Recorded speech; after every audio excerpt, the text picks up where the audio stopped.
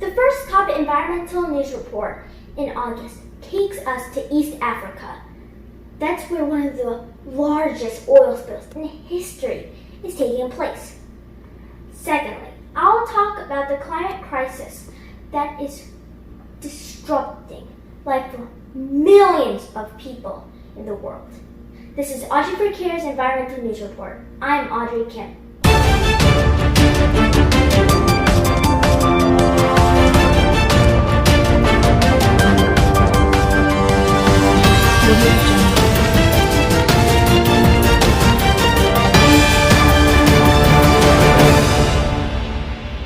Welcome back to AUDREY4CARE.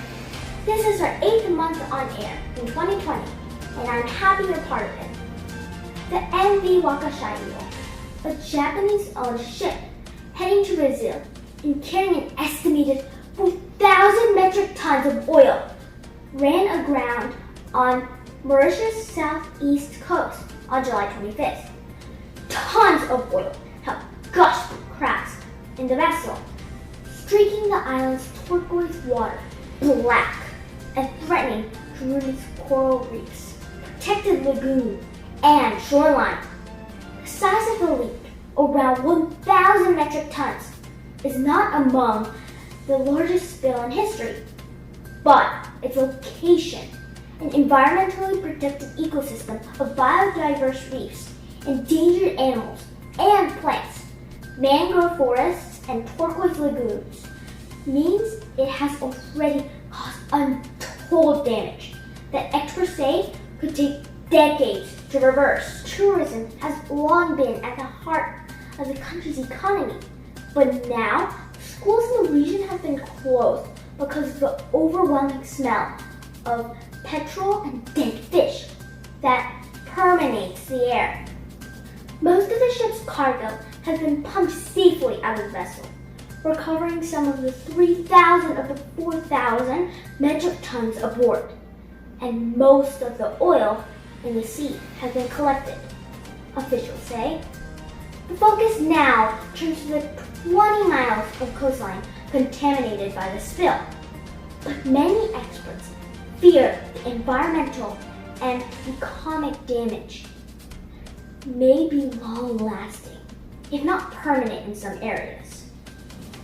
At least 140 Western weather stations notched record heights in the past 10 days as its thermometer in California has Death Valley hit 130 degrees Fahrenheit, one of the highest temperatures measured on Earth.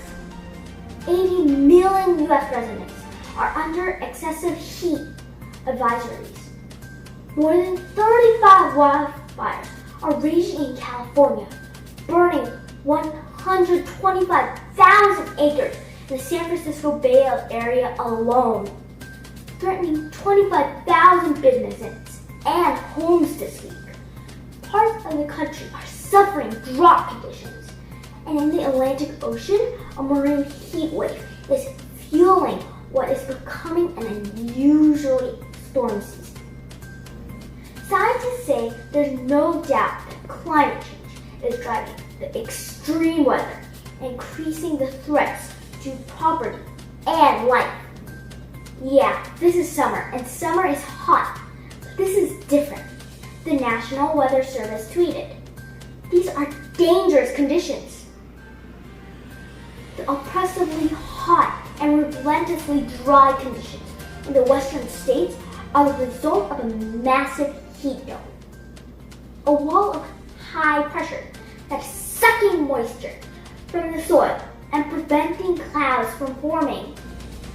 Conditions are made even more pernicious by the worst pandemic in a century. Tens of thousands of people are trying to escape wildfires and extreme heat at the time when they're also asked to wear masks and keep distance from strangers." And as the hurricane season turbocharged by heat gets underway, the virus promises to complicate resources. Although hurricanes, wildfires, and flooding from storm water strike more fear and generate more news headlines. Extreme heat is a far more deadly force of nature. High temperatures can cause dehydration, low blood pressure, dizziness, and muscle spasms. When temperatures spike, the most vulnerable people suffer the most. Hope you and everyone watching around the world has a happy and healthy month. This is AUDREY4CARE's Environmental News Report. I am Audrey Kim. See you soon!